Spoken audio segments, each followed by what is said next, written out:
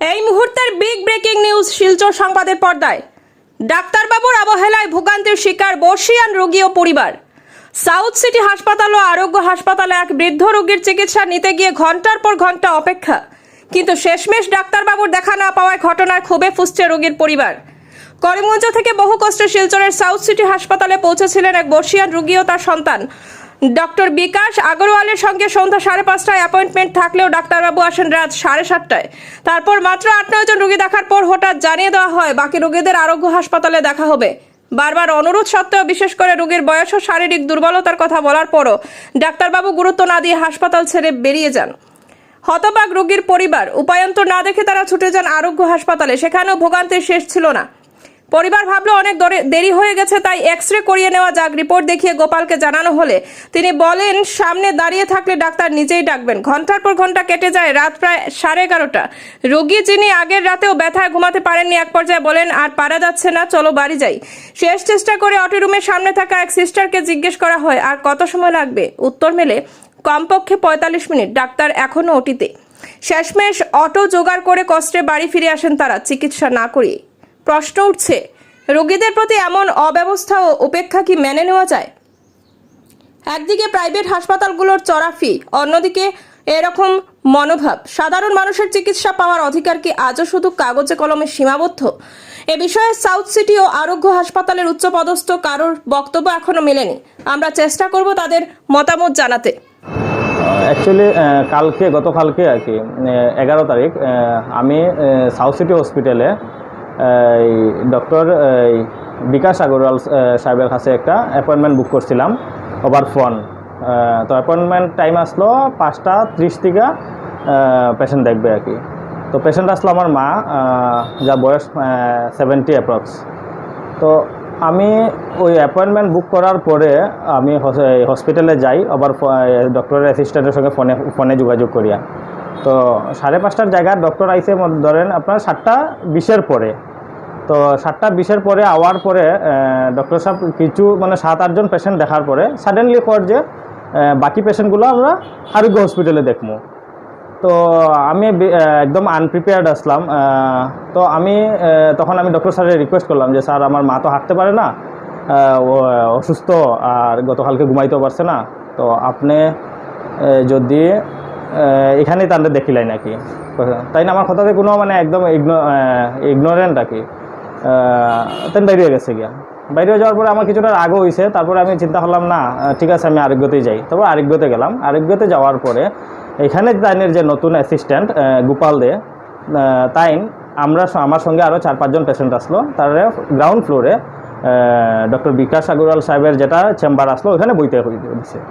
তো বসার পরে আমরা কিছু সময় বসার পরে কইল যে ডক্টর সাহেব এখন ওটিতে আছে, তো ওটিতে বাইরে আইয়া পেশেন্ট দেখবো। তারপর কিছুক্ষণ পরে আবার ওই ডক্টর অ্যাসিস্ট্যান্ট আইলো। আওয়ার পরে কইল যে আপনারা এক কাজ করেন, ফার্স্ট ফ্লোরে ওটির সামনের চেম্বারে গিয়ে বয়ে অপেক্ষা করেন, তাই ওইখানে পেশেন্ট, ওটির থেকে বাইরে এখানে পেশেন্ট দেখবো। তো আমরা ওইভাবে উপরে যাওয়া যখন শুরু করলাম, তখন আমার ডক্টর অ্যাসিস্ট্যান্ট আমারে কইল যে আপনারা তো নতুন, ফার্স্ট টাইম আইসেন, এক কাজ করেন, যেখানে যেখানে পেইন আছে ওই জায়গাটা এক্সরেটা করাই দেন, কারণ তখন সময়টা সেভ হবে। কারণ ডক্টর সাহেব দেখার পরে তো আপনার ওই এক্সরে করতেই দিব।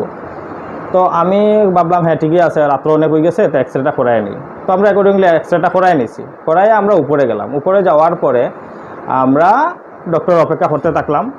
আমি তখন অ্যাসিস্ট্যান্টে জিগাইলাম যে স্যার কখন বাইরিব। তো তাই কইল যে ওটি শেষ করে বাইরিব। তো এইভাবে মোটামুটি ধরেন 10টা 10:30 বাজে গেছে। তো তারপরে কইল যে না, ডক্টর সাহেব উপরে গেছে, 3rd ফ্লোরে গেছে। 3rd ফ্লোরে গেছে। তো আমি ভাবলাম ঠিক আছে, অপেক্ষা করি। তো 3rd ফ্লোর থেকে প্রায় 11টার সময় তাই নামছে। নামার পরে আবার তাই ওটি চেম্বারের দিকে গেছে। যাওয়ার পরে আমি কইলাম যে স্যার তো আবার ভিতরে গেছে। তো কইল না, এখন বাইরে হইব, ড্রেস চেঞ্জ করতে হয়তো গেছে, একটু অপেক্ষা করে দেখবো। তো এটা করতে করতে তখন 11:30 বাজে গেছে। 11:30টার সময় আমার মা অসুস্থ, তাই কইলা যে এখন আর এত সময় তাকিয়ে লাভ নাই, কারণ আমারও তো ঘুম পাইতেছে, কালকেও ঘুম হইছে না। তারপরে চলো আজকে যাই গিয়া। তখন আমি ভাবলাম এত সময় অপেক্ষা করলাম, একবার তাইনের সঙ্গে আলাপটা করিলাই, চেষ্টা করি। তো আমি আবার নক করলাম ওটি চেম্বারে। ওটি চেম্বার থেকে একজন সিস্টার আইলো। সিস্টারে কী করলো, যে কইল না স্যার তো আবার ড্রেস করিয়া গ্লোভস উপস লাগাই লাইছে আপনার ইয়েতে ওটিতে ঢুকছে, সময় লাগবে। তো আমি কইলাম আরে আপনি একটু আলাপ করেন একবার জিগে। তো তাই ভিতরে গেছে। ইন দ্য মিন টাইম একজন আইছে টেকনিশিয়ান। তো কইল যে মিনিমাম 45 মিনিটস লাগবে। তো তখন বাজে 11:30। 45 মিনিটস যদি ওটিতে লাগে তো আমার বসবো 12:15। তারপর আনসার্টেন, তারা একদম 100% অ্যাসুরেন্স দিতে পারেন না।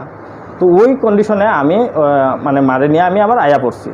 তো প্রথম কথা হলো আমার কোয়েশন এখানে যে সাউথ সিটি হসপিটালে আমার যদি ডক্টরের সঙ্গে কোঅর্ডিনেশন করিয়া যদি বুক করিয়া থাকে তাহলে ডক্টর এখানে পেশেন্ট দেখলো না। এখানে আমি তো করিমগঞ্জ থেকে আইসি, এত কিলোমিটার দূর থেকে। তো আমার যখন একটা হসপিটাল থেকে আরেকটা হসপিটালে মুভমেন্ট করতে অ্যাডিশনাল এক্সপেন্ডিচার আসে, আমি তো আনপ্রিপেয়ার্ড আসলাম। তারপরে এখানে আমি করিমগঞ্জ আবার রিটার্ন করতে লাগে এই এত রাত্রেবেলা। তো সাউথ সিটি কর্তৃপক্ষ যে মানে তারা অতরাই মানে যারা রিসিপশন আসলো তারা আমি জিজ্ঞেস করলাম যে স্যারে এরম করে বললো যেমন স্যারে যদি না করছে তো আমরা এখানে কিছু করার নাই।